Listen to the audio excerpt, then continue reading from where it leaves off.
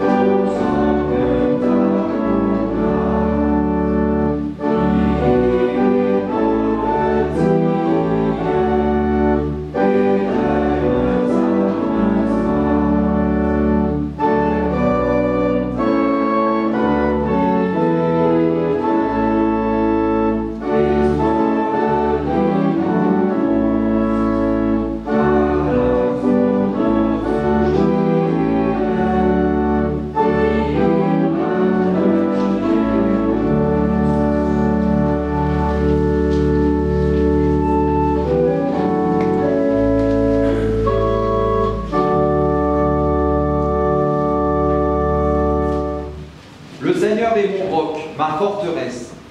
Il est mon libérateur, mon Dieu, mon rocher, en qui je trouve un abri.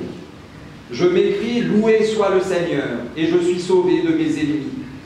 Et bien de la mort m'avait enserré, et les torrents de la destruction m'avaient rempli d'effroi. Dans ma détresse, j'invoque le Seigneur. J'appelle mon Dieu au secours.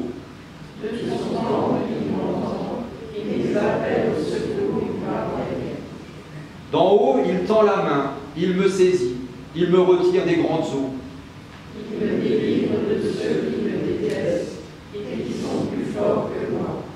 C'est pourquoi je le célébrerai parmi les nations. Et que je chanterai la gloire de son nom. Chantons gloire au Dieu trois fois saint.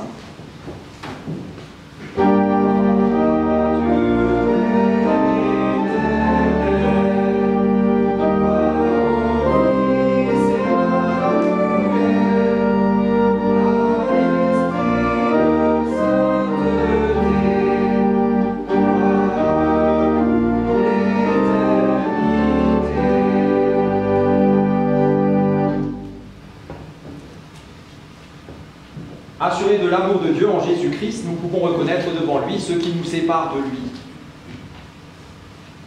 Seigneur, bien que nous soyons dans la joie, puisque ce soir c'est soir de fête, nos cœurs demeurent préoccupés.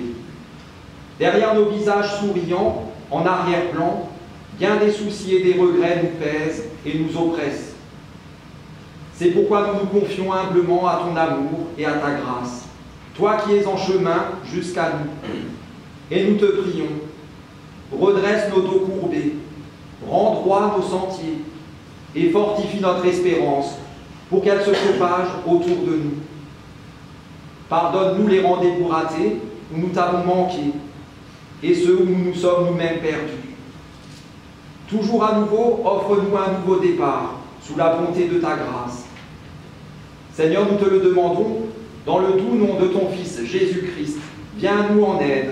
Kyrie eleison.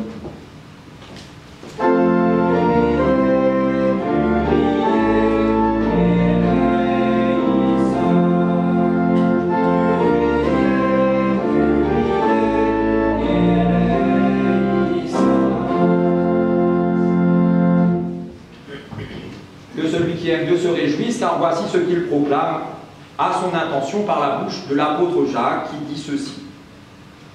Comme le cultivateur attend le précieux fruit de la terre, plein de patience à son égard, jusqu'à ce qu'il en ait reçu tous les produits, vous aussi prenez patience et affermissez votre cœur, car le Seigneur est proche. La vie de disciple n'est pas un chemin sans obstacles, les épreuves et les difficultés ne manquent pas, comme en témoigne l'histoire de Sainte Barbe. Naturellement, l'envie de baisser les bras et d'abandonner nous saisit alors. Pourtant, au plus fort de nos difficultés, Dieu nous rejoint et il nous encourage. Il se fait plus proche que jamais et il nous met au cœur l'assurance de son pardon. Pour cette grâce insondable, chantons-lui notre reconnaissance et exaltons le Seigneur, ô ma joie et mon espérance.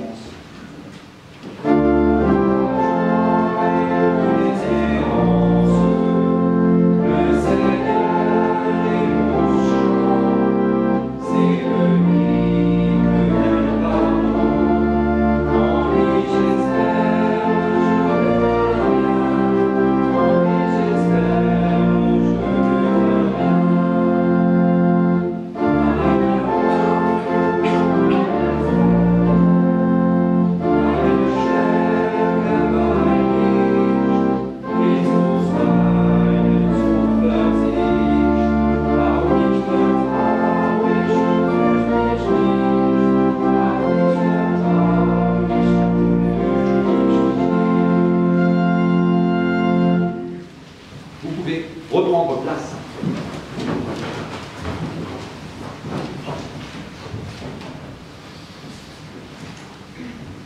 Et avant d'entendre les lectures pour ce soir, nous prions pour que ces paroles deviennent pour nous paroles de vie. Seigneur Dieu, tu souhaites faire de nous des êtres parfaitement debout. C'est pourquoi tu ouvres nos yeux à la compassion de ton Fils, nos oreilles à la douceur de sa voix, nos cœurs à la tendresse de sa main, pour nous-mêmes et pour les autres. Au moment d'ouvrir la Bible, ta parole, que le souffle de ton esprit emplisse nos cœurs et nous illumine de sa sagesse, pour que nous saisissions ta volonté. Nous t'en prions par Jésus-Christ, ton Fils, notre Seigneur, qui vit et qui règne avec toi, Père, et le Saint-Esprit, un seul Dieu, pour les siècles des siècles.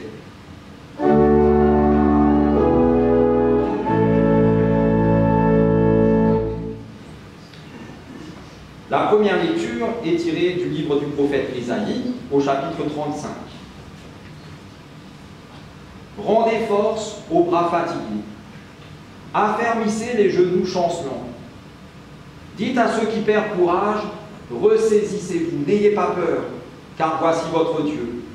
Il vient vous venger et rendre à vos ennemis le mal qu'ils vous ont fait. Il vient lui-même vous sauver. Alors les aveugles verront et les sourds entendront. Alors les boiteux bondiront comme les cerfs et les muets exprimeront leur joie. Car de l'eau jaillira dans le désert, des torrents ruisselleront dans le pays sec. Le sable brûlant se changera en étang, et le pays de la soif en région de sources. Ceux que le Seigneur aura libérés arriveront dans son royaume.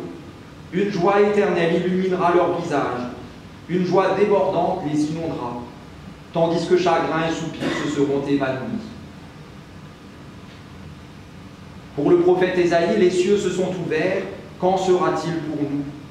Ah, si le ciel se déchirait!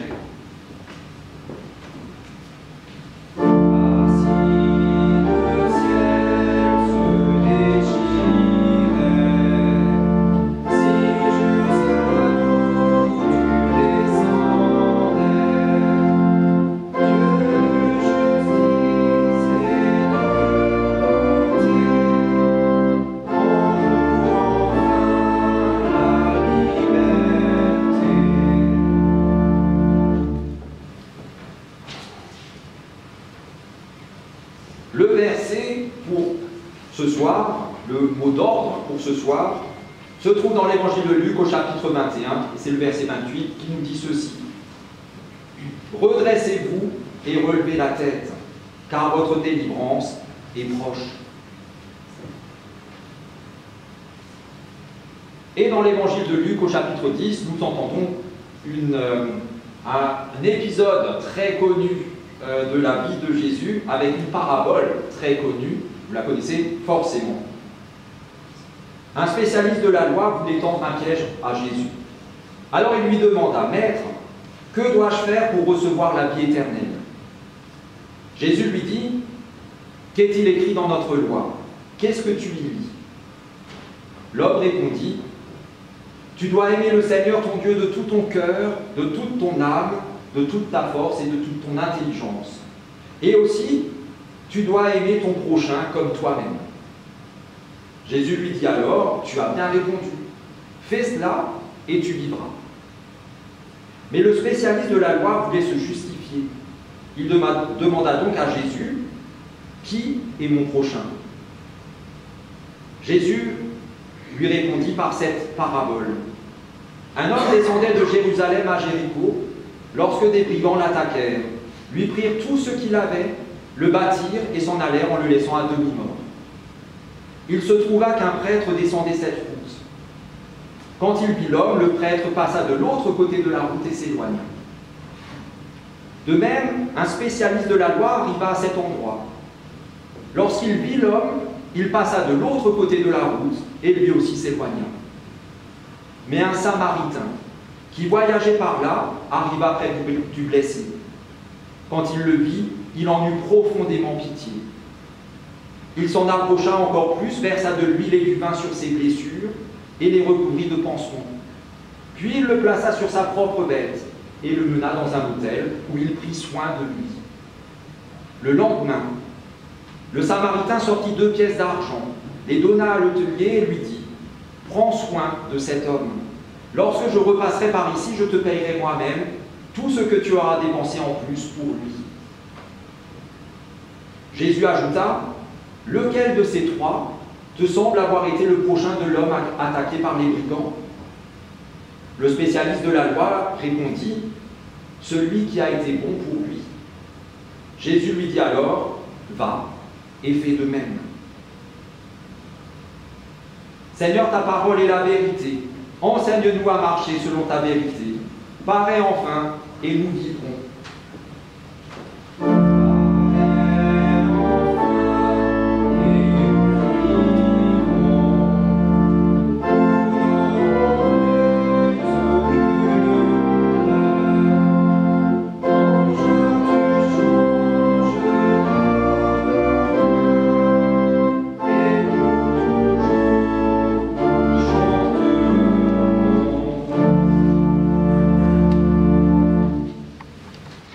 Et pour toujours, nous chanterons déjà le deuxième chant. 3 strophes, quand s'éveilleront nos cœurs.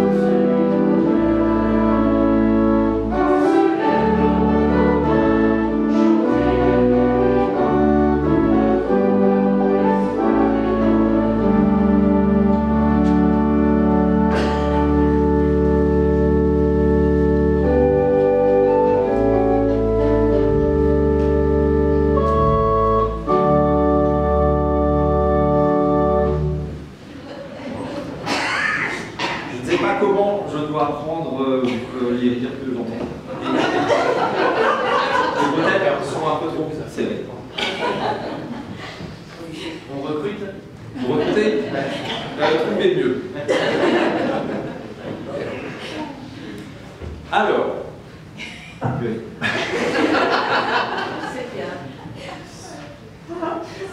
Non seulement je n'y connais rien à la sainte patronne des pompiers, mais en plus, je n'y connais rien aux pompiers.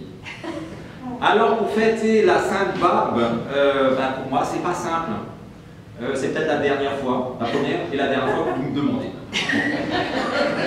Et c'est pour ça que je me suis dit, peut-être que ça peut m'aider si je me mets un peu dans votre peau, dans vos chaussures, dans vos bottes. Voilà. Peut-être. En plus, là je pense que vous tous, surtout les pompiers qui sont venus en uniforme, je ne m'attendais pas à ce que vous veniez en uniforme, le prestige de l'uniforme, ça a quand même un petit peu quelque chose, hein, non? Parce que là, je regarde les yeux des dames et je vois que ça pétille. Ça pétille, hein. Malheureusement, dès que j'aurai enlevé le costume, la magie disparaît. Alors remontons quand même à nos moutons. Quand je dis que je n'y connais rien aux pompiers, c'est faux. C'est complètement. Non, c'est pas complètement faux, c'est pas complètement vrai, c'est faux. Je sais en fait une seule chose, il y a deux sortes de pompiers. Vous serez d'accord avec moi, c'est sûr. Il y a le bon pompier et le mauvais pompier. On est d'accord? Vous êtes d'accord? Tout le monde le sait pour les chasseurs, mais pour les pompiers, c'est valable aussi. Et comme ça, avec un rapide coup d'œil, je vois que ce soir, il n'y a que des bons pompiers, on ne va pas parler des mauvais. On va parler que des bons. Voilà. Alors, comme vous êtes de bons pompiers, que vous y connaissez bien mieux en pompier, pompieuseté, en votre vocation, vous allez m'aider. J'ai une question pour vous, et donc voilà, vous allez y répondre, et alors on aura un très beau culte. Qu'est-ce qui fait un bon pompier? Quelles sont les qualités d'un bon pompier? Souvenez-vous qu'il y a une minute, même pas, j'ai dit que vous étiez tous de très bons pompiers. Normalement, vous devez, alors à moins que vous soyez trop humble pour dire toutes vos qualités. Voilà. Je suis content que personne ne me fasse le coup du le bon pompier, il y a un feu, il est là, il prend la lance et il l'éteint. C'est un bon pompier. Et le mauvais pompier, on a dit qu'on n'en parlait pas, mais quand même, il y a un feu, il est là, il prend la lance et il éteint le feu, mais c'est un mauvais pompier.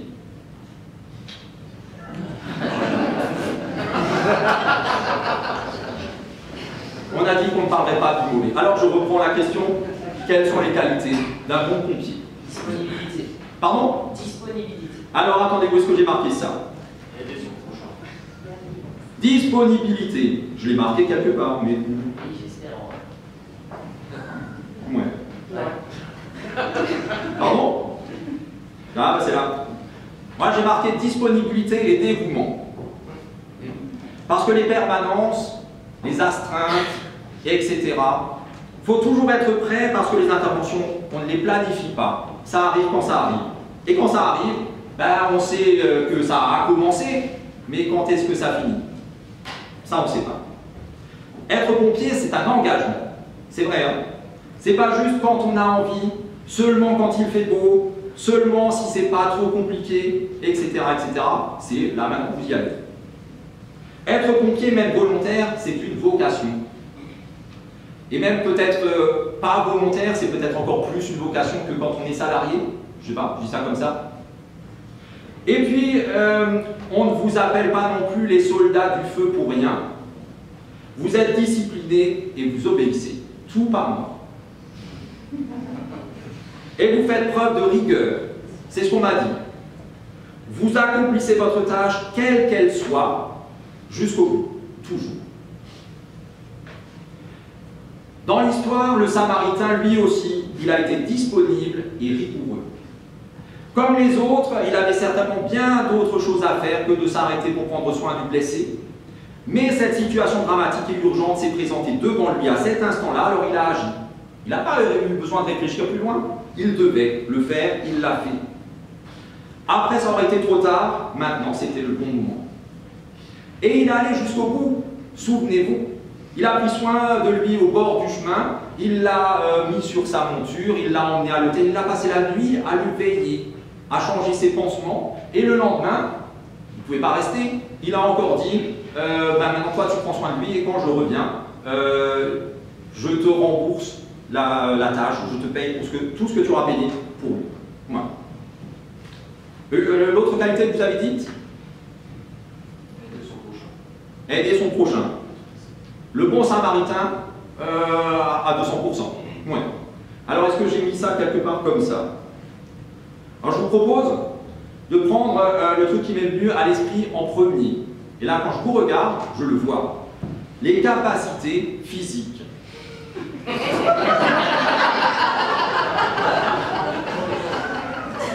Alors, avant, j'ai essayé de faire une blague, il n'y avait pas un rire, et là, je n'ai pas fait de blague, et tout le monde se marre, c'est bizarre. Pour être pompier, il faut être costaud physiquement. Mais oui, si, endurant aussi. Ils sont endurants. Là, vous pensez au repas de tout à l'heure. Vos interventions sont souvent en même temps des sprints. Ça sonne, enfin ça sonne pas la montre, ça sonne, il faut y aller. Vous sprintez jusqu'au truc. Et comme on a dit avant, c'est pas quand ça finit. Et c'est un travail de longue haleine, des sprints et des marathons, bien souvent. Et du coup, vous vous entraînez quand même beaucoup. Si vos manœuvres avec les rouleaux et les tuyaux enroulés autour, super lourds, qu'il faut courir et tout ça, c'est un truc horrible. Un ami à moi a fait ça pour l'enterrement de vie de garçon. On a bien rigolé, lui pas.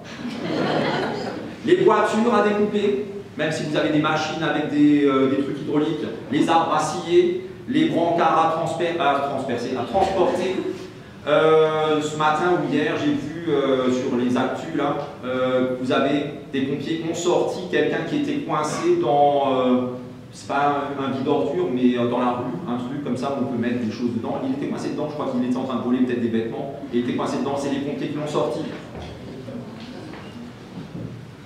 Physiquement, moi, je suis fait pour être un chef. Voilà.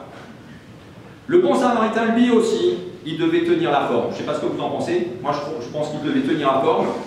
Il a mis un homme plus qu'à moitié mort sur son âne. Vous le savez, un corps inerte, même de 50 kg juste, et tout flasque, tout mou, c'est dur à manipuler. Alors le mettre sur un animal pour l'emmener. Et il l'a emmené sur un chemin, pas comme nos belles routes, un chemin caillouteux. En plus de Jérusalem à Jéricho, c'est vraiment des petits, à l'époque en tout cas, des petits chemins de pierre pentus. Et si ça se trouve, il n'était pas encore assez loin, il a rebroussé chemin, il est remonté jusqu'à Jérusalem pour trouver une auberge digne de ce nom. Ça, si on n'a pas un tout petit peu de capacité physique, on ne le fait pas. Voilà. À côté des capacités physiques, il y a les capacités psychologiques, mentales.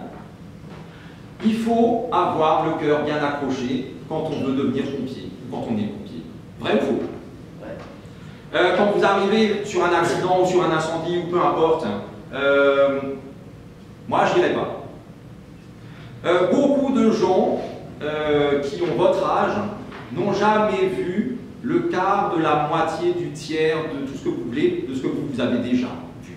Comme chose pas agréable à voir. Et heureusement pour eux. Il faut être fort mentalement, savoir faire preuve de sang-froid pour tenir le stress, pour tenir la fatigue, la peur aussi. Parce que normalement, enfin, pas normalement, c'est sûr, si vous n'avez pas peur, alors vous ne faites pas preuve de courage. C'est souvent quand on a peur et qu'on le fait quand même qu'on a du courage. La nature de vos interventions fait que vous vous mettez quand même souvent en danger. J'ai fait toujours mes petites recherches sur Internet. Sur les 10 dernières années, en moyenne, 18 pompiers sont décédés en service. Ça veut dire que sur les 10 ans, 180. Beaucoup moins de pasteurs sont morts sur les 100 dernières années. Voilà. Le bon samaritain, lui aussi, a fait preuve de force de caractère. L'homme à demi-mort n'est pas dans cet état pour rien. Il n'est pas tombé comme ça, il marchait, il s'est foulé la cheville, il est tombé, il est à moitié mort. Non. Qu'est-ce qu'il vous dit, et qu'est-ce qu'il lui a dit? Que les bandits n'étaient pas encore là, cachés quelque part, à portée de vue, à attendre la prochaine victime. Peut-être que celui qu'ils ont tabassé, là, il n'avait rien dans les poches, ils attendent le suivant. Oui, il lui en a fallu du courage pour s'arrêter, pour prendre le temps de faire tout ce qu'il a fait. Les autres, le prêtre, il n'y avait pas de pasteur à l'époque, mais sinon il serait passé aussi. Le spécialiste de la Bible, ils ont passé leur chemin. Il lui en a fallu à ce Samaritain beaucoup de courage en tant que Samaritain pour prendre soin d'un Juif. Parce qu'à l'époque, c'était pire que Alsacien-Lorrain, entre Juifs et Samaritains. Voilà. Ukrainiens et Russes. Si un Ukrainien faisait ça aujourd'hui pour un Russe, il serait aussi fort que le Samaritain. Ensuite, j'ai noté, parce que je pense que vous voulez quand même aller manger, l'impartialité et le respect. Vous êtes comme tout le monde, vous avez vos convictions personnelles, vous avez le droit d'avoir vos convictions personnelles, politiques. Vous pouvez même être raciste. Vous avez le droit. Vous pouvez même être plus raciste que le Samaritain pour les Juifs et les Juifs pour le Samaritain, encore plus que ça. Mais un bon pompier, une fois qu'il a enfilé sa tenue, tout ça, il le laisse au vestiaire. Un bon pompier. C'est pour ça que vous êtes des bons. C'est ce qu'on appelle la déontologie. Tout ça n'existe plus avec les collègues, même pas avec des collègues lorrains. Parce qu'ensemble, vous formez un corps et vous avez une même mission, un même but, un même devoir. Et vous savez qu'il n'y a que ensemble que vous arriverez à l'accomplir. Tout ça n'existe plus non plus avec les personnes que vous secourez. Une victime, c'est une victime. Peu importe sa couleur, de ses opinions, peu importe. C'est une victime. Point. Point. Les docteurs ont le serment d'Hippocrate qu'ils sont censés suivre, respecter et soigner tout le monde sans aucune discrimination. Vous avez le code d'honneur des pompiers. J'ai trouvé ça pour les pompiers de Paris, mais je suis sûr que tous les pompiers ont ce code d'honneur. Et bien le bon Samaritain, lui aussi, il a respecté le code le plus précieux qui soit, et c'est très simple. Toute vie est inestimable et doit être préservée. Voilà. La disponibilité de l'élément, on l'a dit.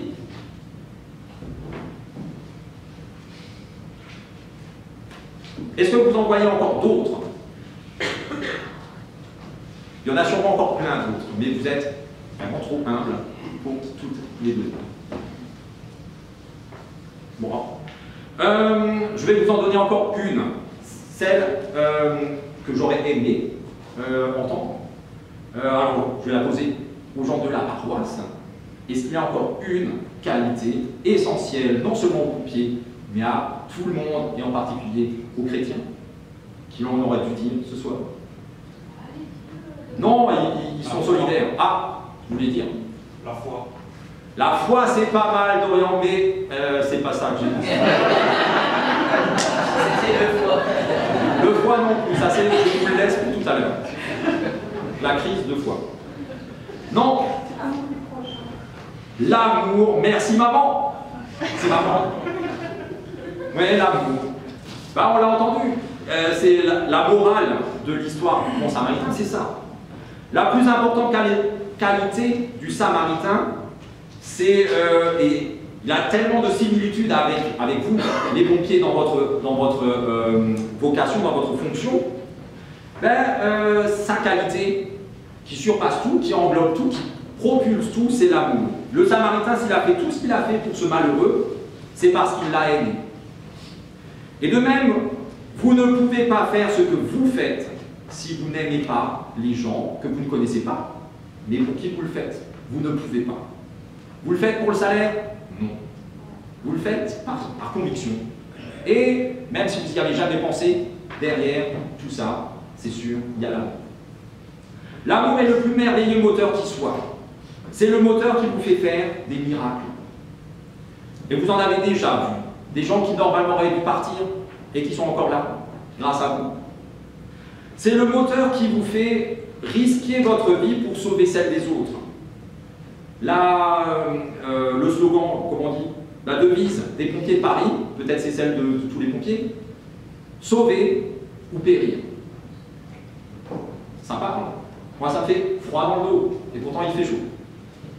L'amour est le plus merveilleux moteur qui soit parce que c'est le moteur de Dieu. On va bientôt fêter Noël, mais Noël, c'est que la première marche qui nous emmène jusqu'à Pâques, jusqu'au matin de Pâques. Et juste avant Pâques, il y a la crucifixion. L'amour de Dieu accomplit le plus fou des miracles, il nous donne la vie. Et comment le fait-il? Comme 180 pompiers sur les 10 dernières années en France, en donnant sa vie. Alors ce soir, vous avez droit à un scoop que, je l'espère, vous n'oublierez jamais. Dieu est un bon pompier, mais vraiment bon, meilleur que moi. Et même mieux que ça, il est le bon pompier. Toujours d'astreinte, sur tous les feux, de toutes les interventions jusqu'au don de sa vie. Il l'a fait, pour de vrai. Alors que vous soyez pompier ou non, parce qu'il n'y a pas que des pompiers, Puissiez-vous continuer à servir les autres comme vous le faites, motivés par vos convictions et vos valeurs, mis en mouvement par l'amour que vous leur portez, tout en acceptant d'être servis, vous aussi, par Dieu, comme il souhaite le faire, dans et par son amour pour vous. Amen.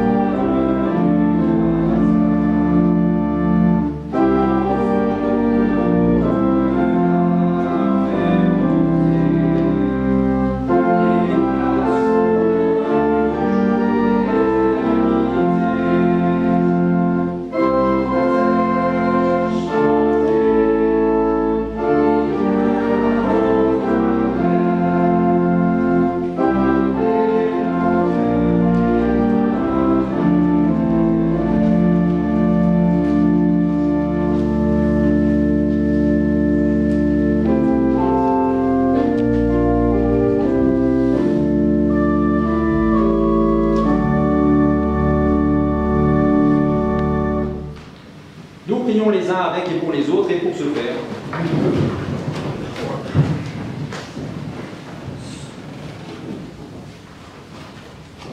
Nous voici, Seigneur. Nous cherchons ton regard, nous tendons la main vers toi. Ta parole tombe en nous comme une fine pluie de printemps, nourrissant la terre, redonnant vie à ta création. Ta parole nous fait revivre, elle élargit notre cœur. Elle déploie nos poumons. Elle ravive notre corps. Notre âme et notre esprit aussi. Car ta parole nous rassure. Elle dessert notre angoisse. Nous voici, Seigneur, devant toi. Tu poses ton regard sur nous. Tu tends ta main vers nous et tu nous redresses. Tu nous relèves, tu nous guéris. Tu nous sauves. Et tu t'élances à nos côtés sur le chemin de nos vies renouvelées. Seigneur, tu es le soleil radieux qui se lève sur notre vie. Avec toi, l'humanité entière s'ouvre à un jour nouveau. C'est pourquoi nous te prions pour les personnes fragiles et pour celles qui se croient invincibles. Dans nos fragilités, sois notre force. Dans notre orgueil, sois notre humilité. Nous te prions pour les personnes qui combattent la guerre par la guerre, le feu par le feu, la haine par la haine, et pour celles qui cherchent à établir la paix dans l'amour. Dans nos haines, sois notre amour. Dans notre amour, sois notre volonté.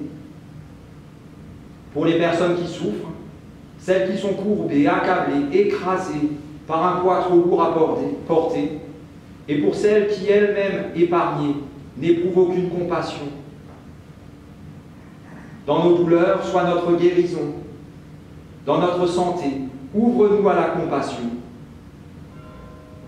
Seigneur, toi qui es notre Père, c'est en enfant que nous te disons la prière que tu nous as toi-même enseignée. Notre Père, qui es aux cieux, que ton nom soit sanctifié, que ton règne vienne, que ta volonté soit faite sur la terre comme au ciel. Donne-nous aujourd'hui notre pain de ce jour. Pardonne-nous nos offenses, comme nous pardonnons aussi à ceux qui nous ont offensés. Et ne nous laisse pas entrer en tentation, mais délivre-nous du mal. Car c'est à toi qu'appartient le règne, la puissance et la gloire, aux siècles des siècles. Amen.